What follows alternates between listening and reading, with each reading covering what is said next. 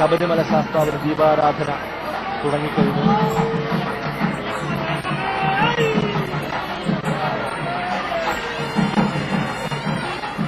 തിരുവനന്തപുരം അയ്യപ്പ വിഗ്രഹത്തിൽ ചേർത്ത് ദീപാരാധന തുടങ്ങുന്നതിന് തന്നെ മകരനക്ഷത്രം കിഴക്കൻ ചക്രവാളത്തിൽ തെളിഞ്ഞു. ഇനി അല്പനിമിഷങ്ങൾക്കകം പൊന്നമ്പലമേട്ടിൽ ജ്യോതി തെളിയും.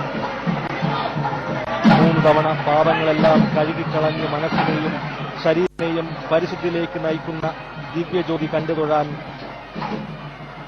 പതിനായിരങ്ങൾ ഭക്ത ജനസഹസ്രങ്ങൾ ശബരിമലയിൽ കാത്തിരിക്കുന്നു. ജന്മസാഫല്യം നേടാൻ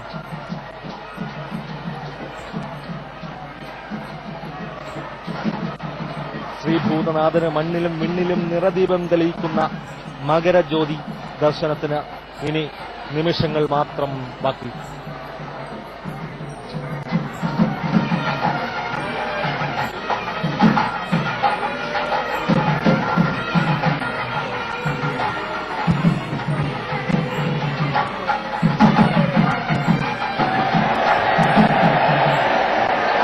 മകരജ്യോതി ദർശനം സത്യമായി മകരജ്യോതി തെളിഞ്ഞു കഴിഞ്ഞു.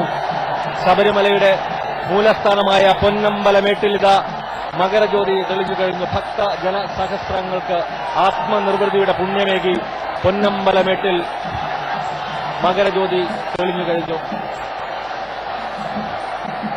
സർവാഭരണ വിഭൂഷിതനായ ശബരിമല ശാസ്താവിന് ദീപാരാധന കഴിഞ്ഞതോടെ പൊന്നമ്പലമേട്ടിൽ മകരജ്യോതി തെളിഞ്ഞു കഴിഞ്ഞു.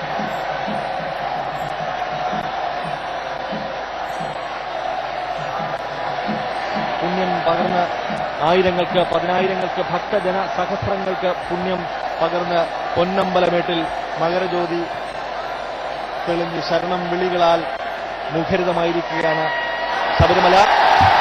3 തവണയാണ് പൊന്നമ്പലമേട്ടിൽ മകരജ്യോതി തെളിയുക.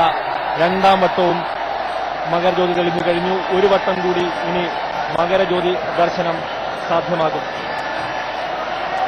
ശബരിമലയുടെ മൂലസ്ഥാനമെന്നറിയപ്പെടുന്ന പൊന്നമ്പലമേട്ടിലെ ജ്യോതി ദർശനം എന്ന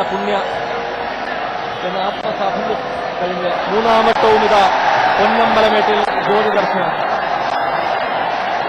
പൊന്നമ്പലമേട്ടിൽ മകരജ്യോതി 3ാമതും തെളിഞ്ഞു കഴിഞ്ഞു.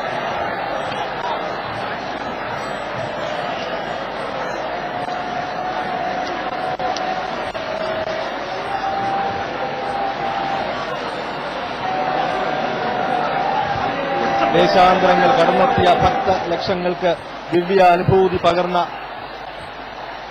മകരജ്യോതി ദർശനം കഴിഞ്ഞു. ശബരീശന്റെ കാനനഭൂവിൽ ഭക്ത സഹസ്രങ്ങൾക്ക് ഇത് പുണ്യദിനം കൂടിയായി. തിരുവാഭരണ വിഭൂഷിതനായ കലിയുഗ വരദന് ദീപാരാധന നടന്നതോടെ പൊന്നമ്പലമേട്ടിലെ മകരജ്യോതിയും തെളിഞ്ഞു. 3 വട്ടം തെളിഞ്ഞു മറഞ്ഞ മകരജ്യോതി കണ്ടു വണങ്ങാൻ വന്ന ഭക്തരാൽ ശബരിമല ജനസമുദ്രമായി മാറിയിരിക്കുകയാണ്. ശരണം വിളികൾ കൊണ്ട് മുഴങ്ങിയ സന്നിധാനത്ത് ദീപാരാധന കഴിഞ്ഞ് അയ്യനെ ഒരു നോക്ക് കാണാനുള്ള തിരക്കാണ്.